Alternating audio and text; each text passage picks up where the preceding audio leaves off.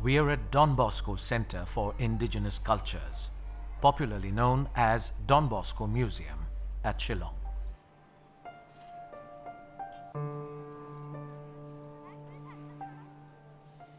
The museum is a unique institution by itself in the country. This place provides a window to the historical treasure of northeastern India. It is frequented by school students, research students and anthropologists, since this area of India is an anthropologist's paradise. I've seen some museums outside India and Prince of Wales in Bombay, but this is the best museum I've ever seen, especially with regard to the tribals. I mean, so much information about all the tribes. I was very happy, you know. I've never seen anything like it before. And also something a bit about Don Bosco and the spread of Christianity in different parts of the world and even in India. So I thought it was very interesting.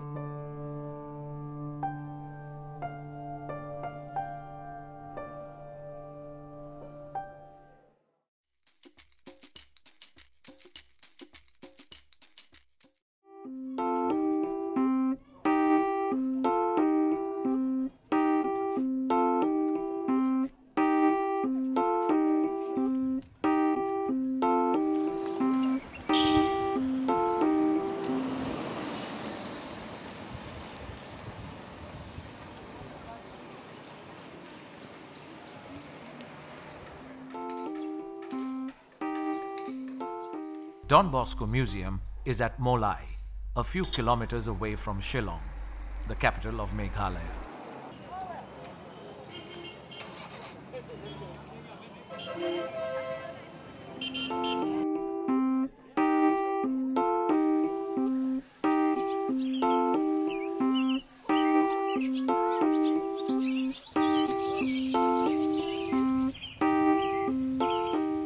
Don Bosco and his group of educationalists have visited almost every nook and corner of northeast India, and we found that the people are so nice, so good, so hospitable.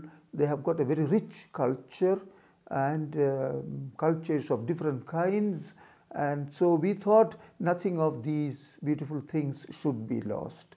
And so we made a definitely great effort to put up this 7-floor museum in order to promote, preserve and celebrate the cultures of northeast India.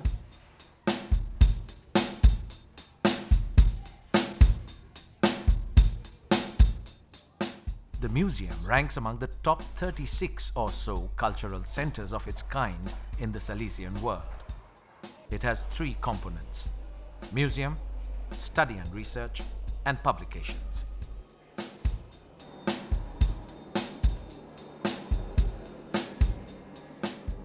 Its 7-storied building has 17 galleries displaying cultural artifacts and paintings of northeast India. Further, it has a specialized library of 10,000 volumes, a media hall, and a conference hall.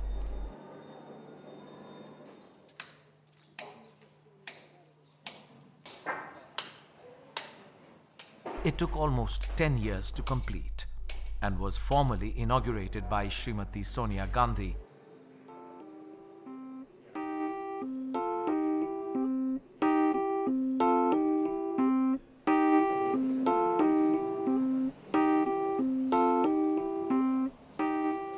When you step into the entrance gallery, you are welcomed by 22 alcoves representing the major tribes of the Northeast. You see them in their traditional habitat and their traditional attires. They greet you with smiles.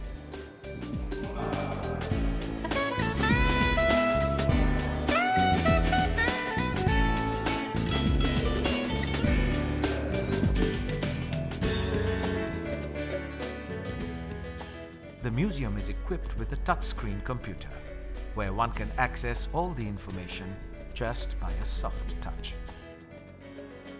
The touchscreen is very amazing. I've never seen it, and I've seen it for the first time. It's very good. Handling it is very easy.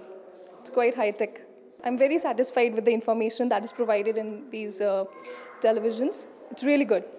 You get a knowledge of everything at one place. Many people come from the villages, children come from lower sections of schools, but there are always guides accompanying them and showing them how to operate.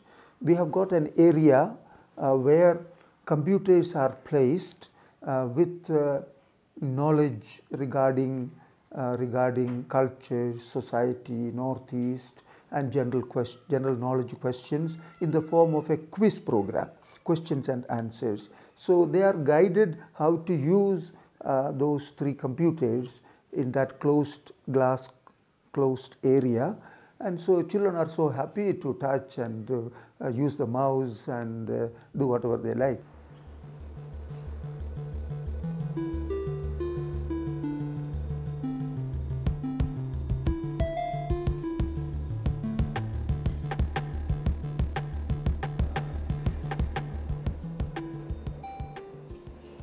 Apart from the display galleries, one can get hold of products of tribal handloom, handicraft, dry flower, books and audiovisual material in DVD on Northeast Indian culture at a reasonable price.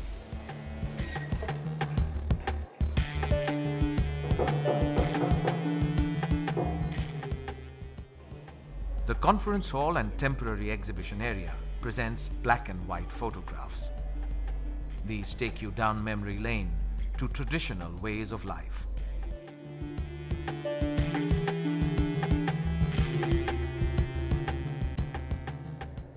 The color photographs make you absorb the festive mood of Northeast India.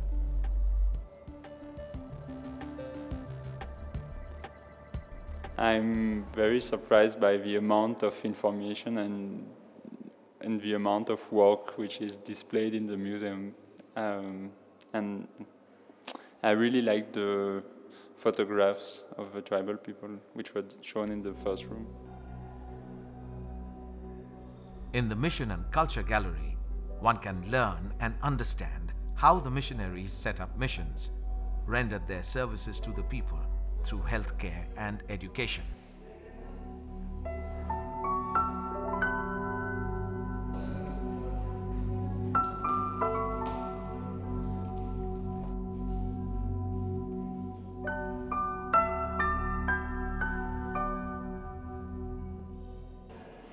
The Introductory and Prehistory Gallery shows the tribal distribution pattern, cultural profile, and geopolitical deployment in Northeast India.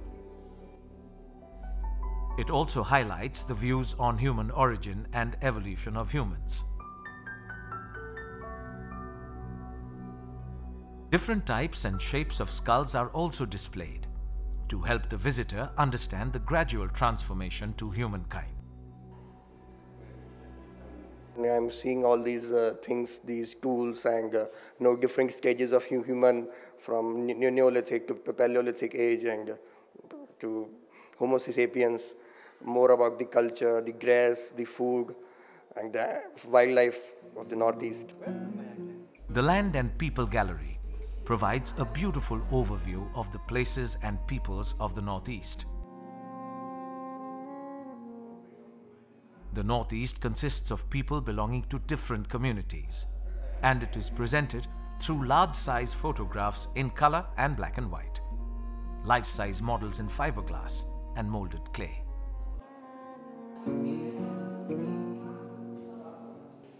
In this fishing, hunting and gathering gallery, varieties of baskets used in fishing, the equipment used in hunting, and the types of containers used during harvesting are indeed astonishing. This gives the visitor a glimpse into the creativity and genius of the people of the Northeast.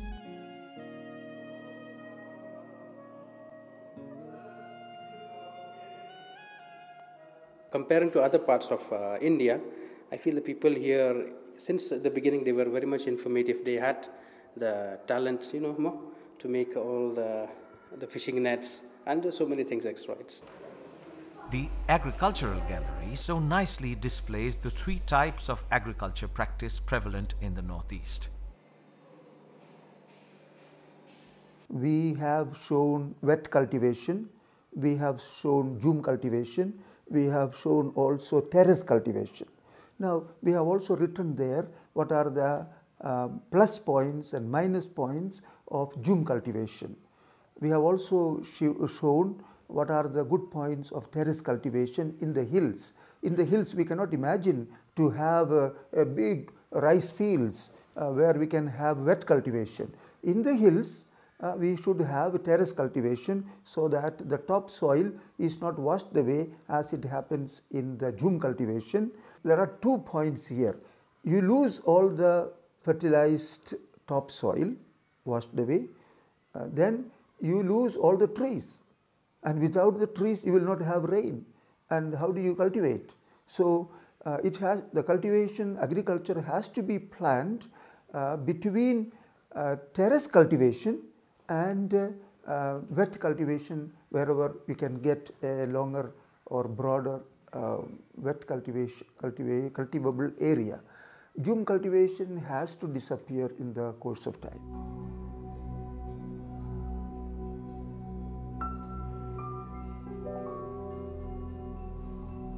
We have gone on the jhum cultivation slopes, so even about that, what it said ecologically, how it benefits and how it's not good, and all that little more information apart from what we got from the villagers, I think what I got here added on to what I already knew. This is a 255-year-old tree with an interesting myth.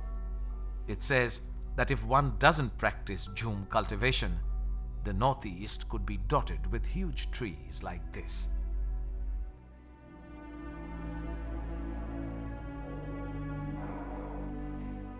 The Traditional Technology Gallery depicts the industrious and hardworking people of the Northeast.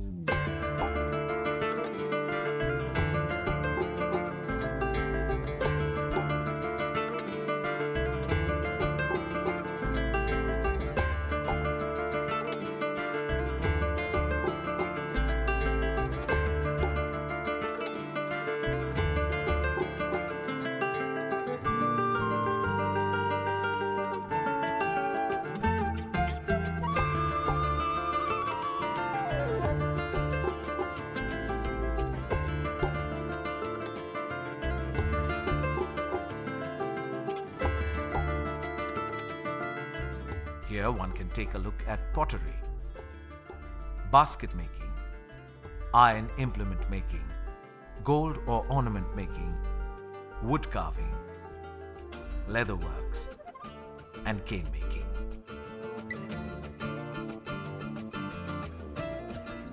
The basketry gallery highlights 4 tribes, Assamese, Karbi, Khasi, and Naga, engaging in the same occupation of basket making.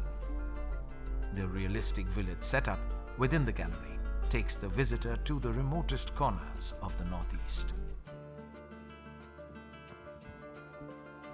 The innermost section displays articles which the people use in their homes.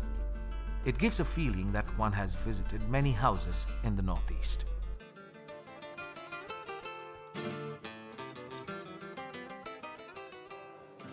The Musical Instruments Gallery will surely mesmerize all the visitors, especially the music lovers, with the traditional musical instruments displayed. The tribal people are naturally musical because they are always in touch with nature, and so they make musical instruments also from nature.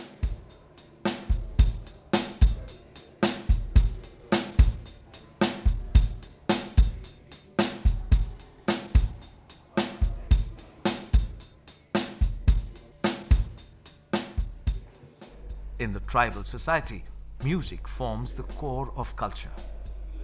No ritual or festival is complete without music and the accompanying chants or dance forms. However, the advent of digital era is a threat to this traditional music.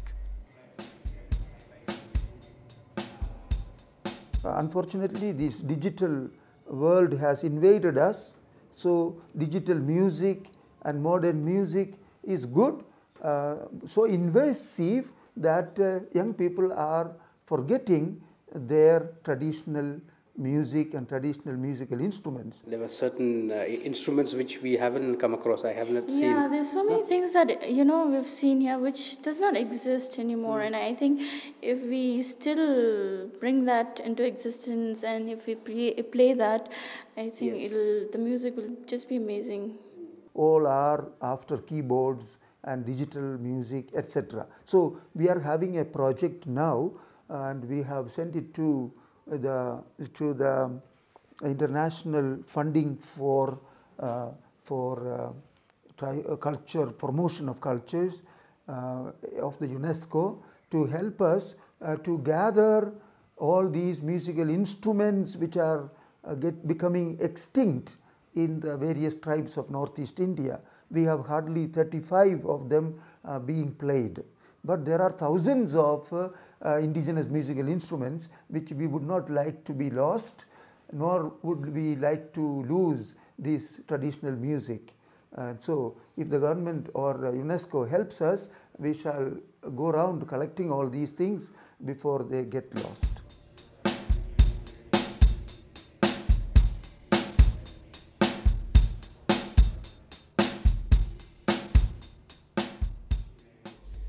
The Religion and Culture Gallery guides the visitors through the major religious beliefs and cultures of the world. To understand better, one has to read information which is displayed.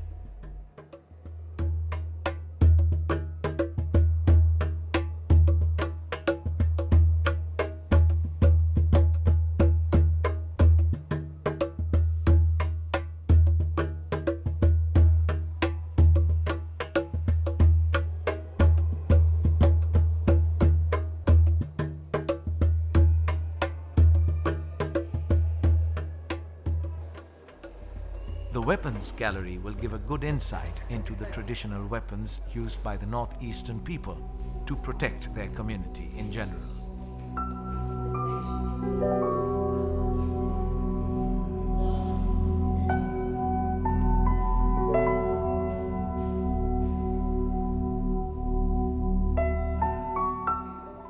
Of course, today, these weapons are hardly in use because people here no longer depend on hunting. They have other livelihoods.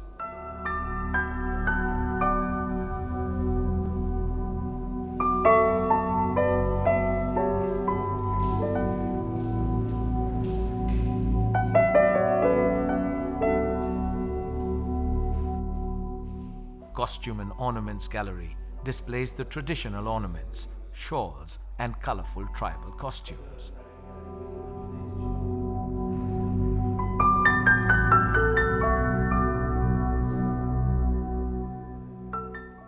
These costumes and ornaments mark the identity of each tribe, and they are easily noticeable.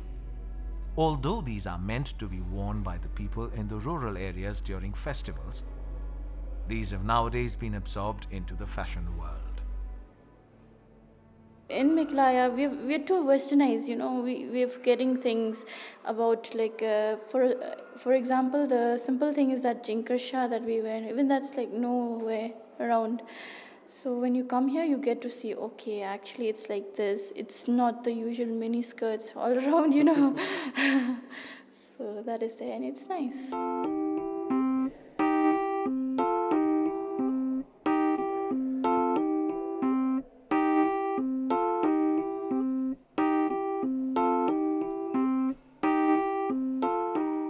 The Don Bosco and Culture Gallery is dedicated to Don Bosco, one of the greatest educators and friends of the youth. Through academic, technical and agricultural education, as well as other activities, Don Bosco serves the cause of culture to a considerable degree.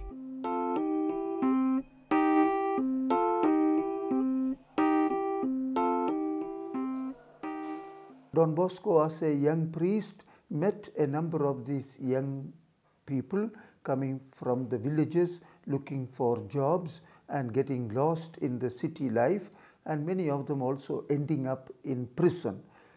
Don Bosco's first brush of meeting these young people seriously took place in a prison where he found that there was need of somebody dedicating himself for the welfare of these children, and so he himself dedicated to the welfare of these children, and that little movement which he started is now in 132 countries in all the 5 continents.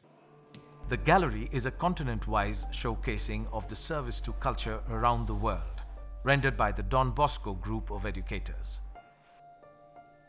The art gallery is another special attraction. It displays the ancient artifacts and paintings of all the 7 states in the northeast and Sikkim.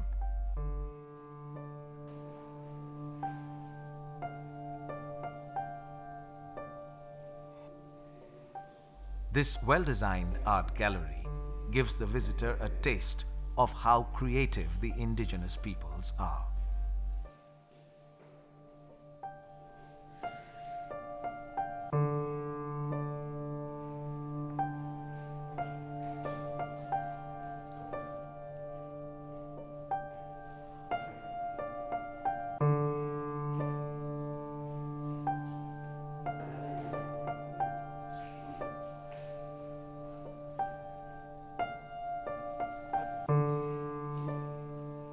It is a very rich and surprising museum. So by the way, how do you find the notice people? So different from other Indian people. I'm more open to Western practices, and the way of life is very different from mainland India. And especially I have the impression that there is a more vibrant social life in Northeast India than in the rest of the country. The Media and Culture Gallery is situated at the topmost floor of the museum. Here is a place to relax and watch some music video and documentary on the Northeast.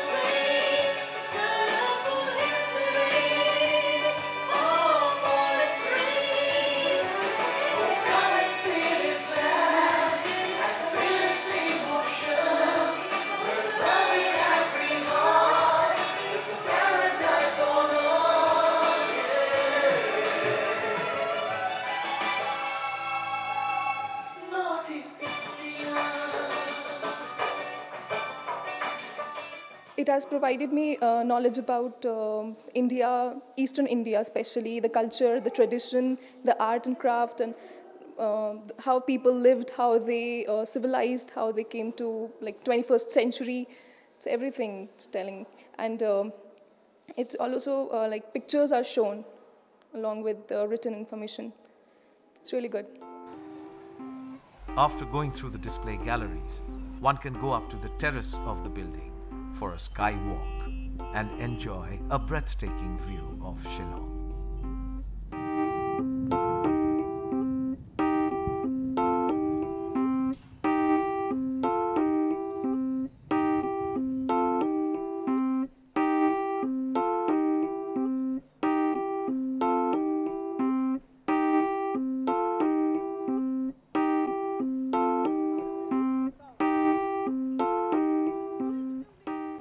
I also wish there was a museum like this in some of the main states, main cities in India, because it's very few people will come to Shillong and there's a lot to learn over here. We want to explain what culture really means, whether this museum shows old things or little things or more things, but we want to say culture is something alive. It has got a past, it has a present, it has a future. So culture is a continuum that is alive and growing. So culture is something which should be linked with the past, but must also have a present face and which should also have a future face because culture is growing. The Don Bosco Museum seeks to preserve and promote nuances of life and culture in the Northeast.